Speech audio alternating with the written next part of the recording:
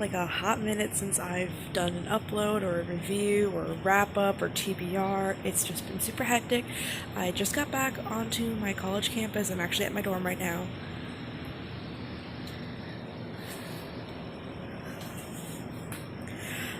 And things have been pretty alright so far. We'll see how the semester goes. I'm a little optimistic, but cautiously optimistic. You know, like, everything could definitely go wrong, but I hope it doesn't. You know, like, I don't know what my upload schedule is going to be like, but I hope that you guys are having a great week. If you're starting school, I hope you'll have a great start to your semester.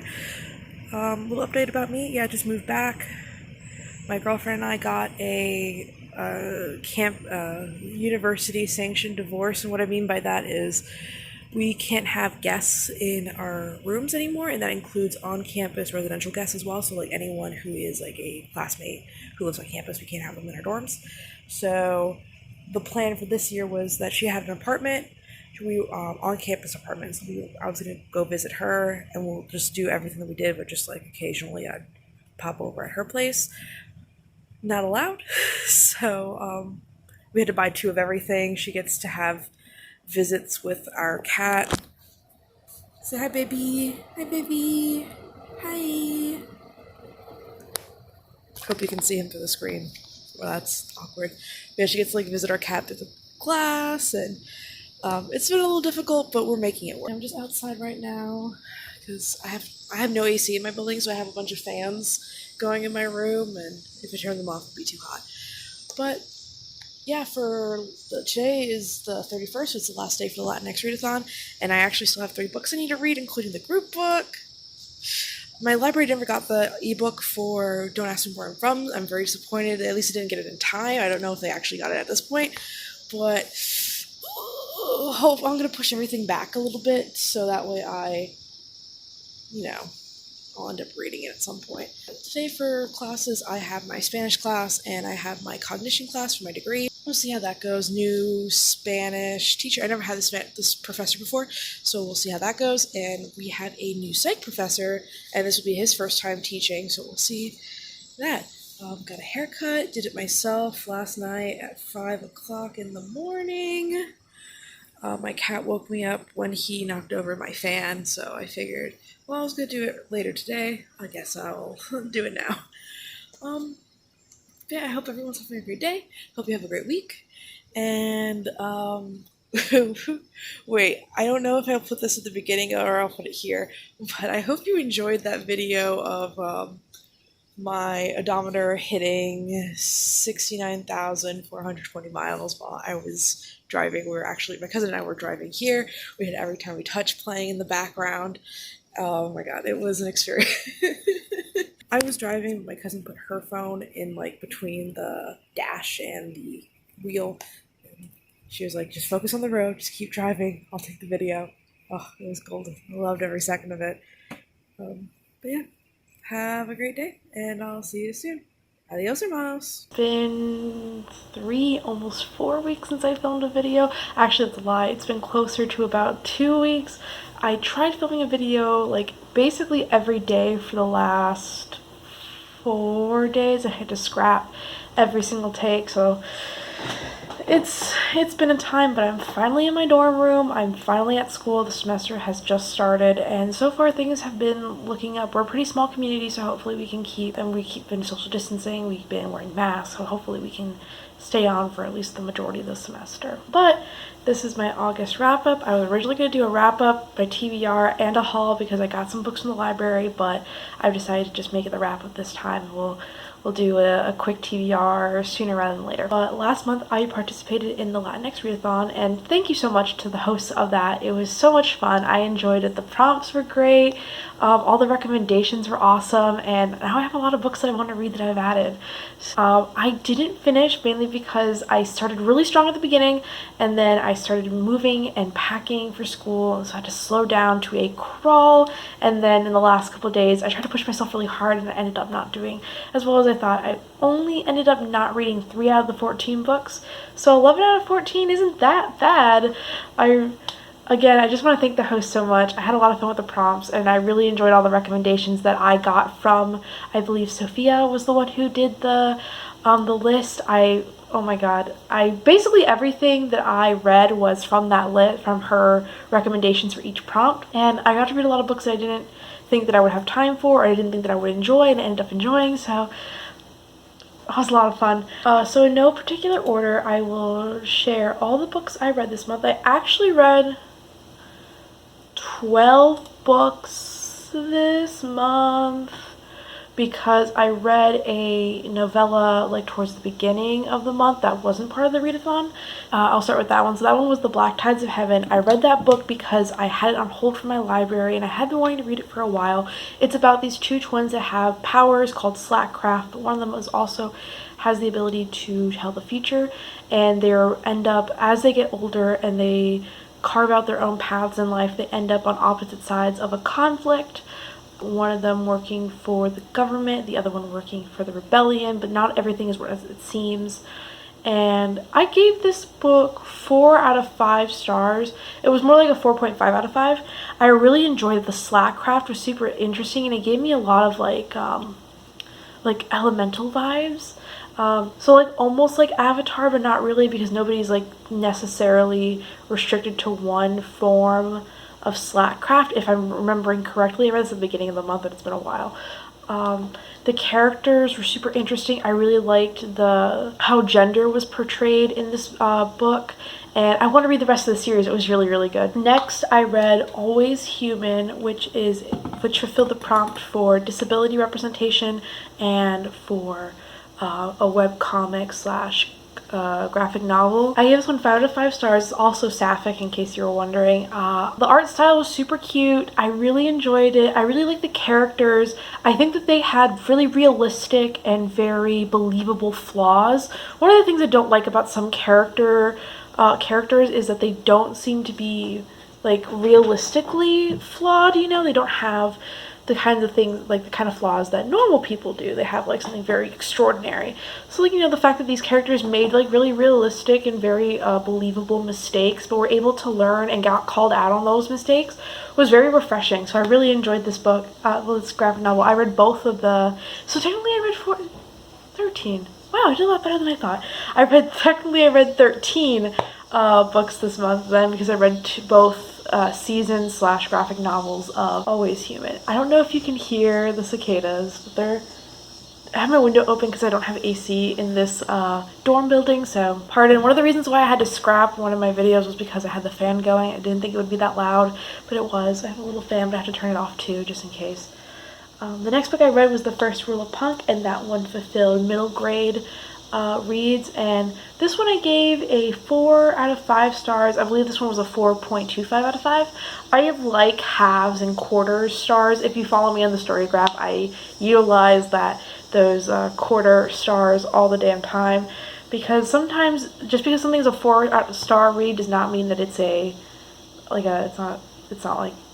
maybe closer to a 5 star. It might just not be a 5 star. This one is about a half Mexican, half white girl who is moving to Chicago with her mother after her mom gets a new job teaching, and she is dealing with like issues of her identity, you know, moving across the country, being away from her dad. Her parents are divorced, and her father is staying behind while her and her mother are moving.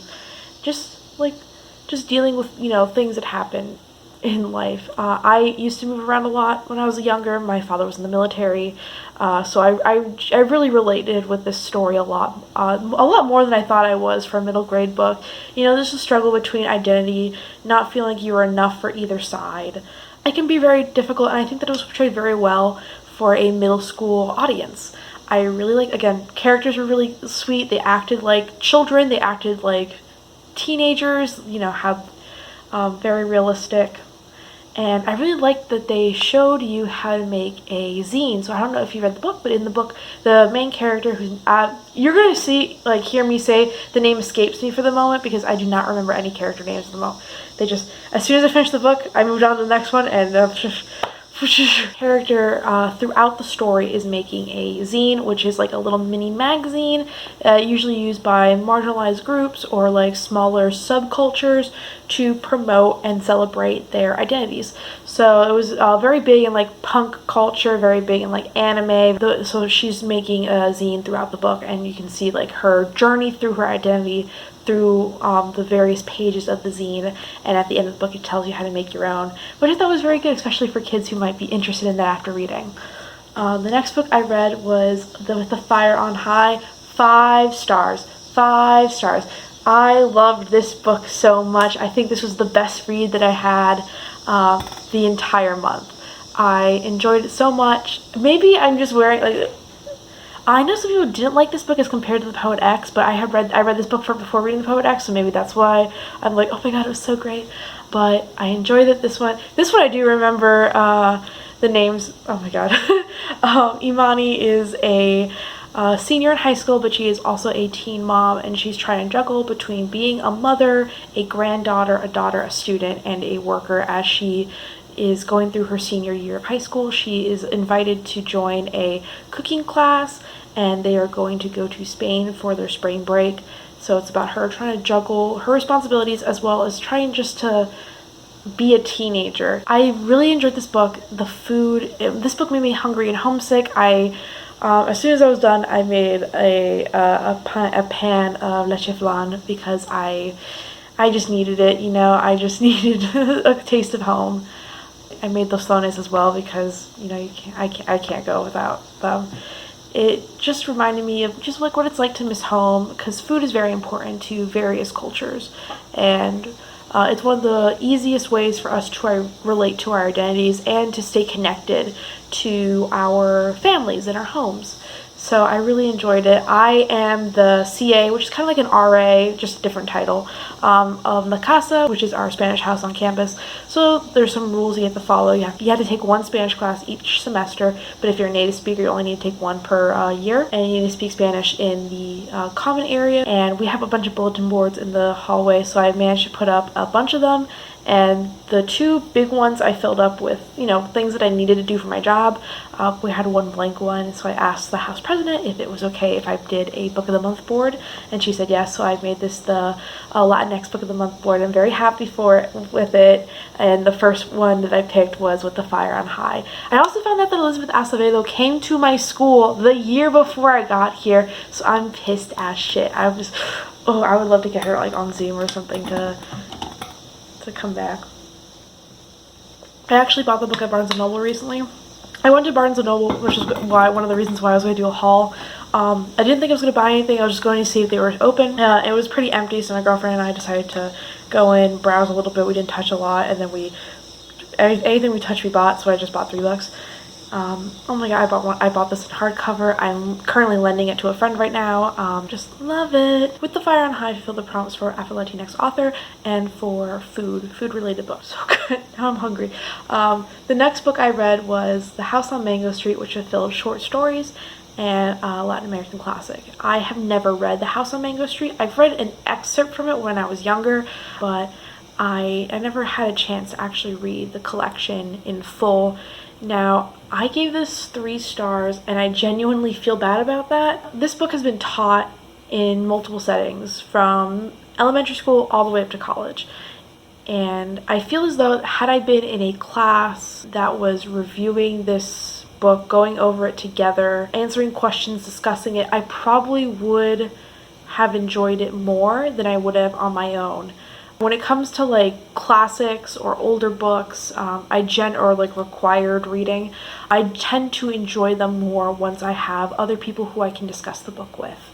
And I feel like that would have been had I read this as a part of a class or with a group of people so I can discuss it later on, I probably would have enjoyed it more.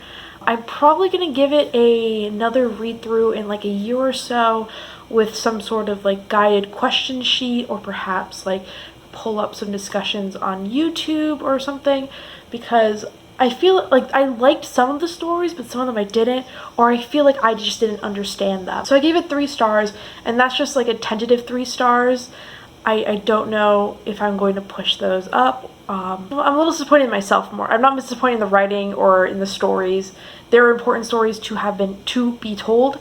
I just feel more disappointed in myself for not understanding them or appreciating them as much as I should have. The next book I read was Ordinary Girls, which fulfilled the prompt for nonfiction. This is a memoir, and I give this 4 stars. I feel very weird rating memoirs or autobiographies.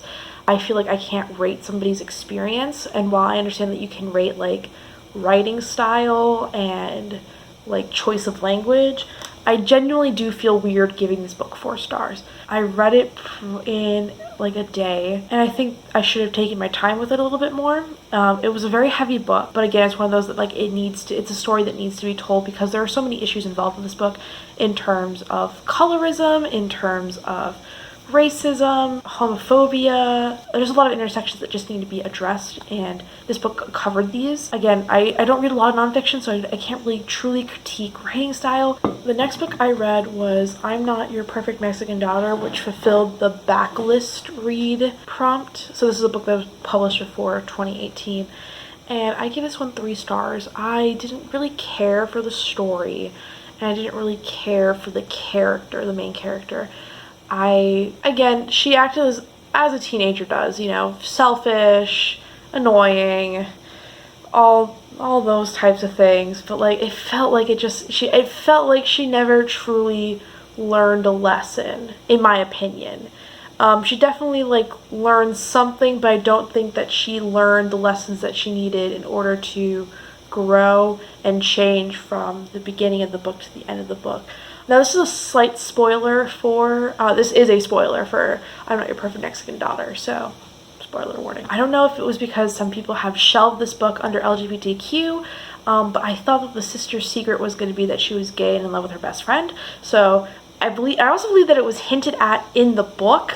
In the end, it turns out that she was pregnant with her boss's child, and the reason why people had shelved this as LGBTQ was because there is a side character who is gay and ends up getting kicked out by his family. I wasn't like banking on it, but I felt like that there was no lead up to the sister being pregnant. Like the main character doesn't find like any positive pregnancy tests, doesn't find any like recent searches for like abortion clinics or adoption agencies. You know, it's like nothing. I didn't feel like there was any lead up to finding out she was pregnant, but I felt like there was more lead up to her being gay.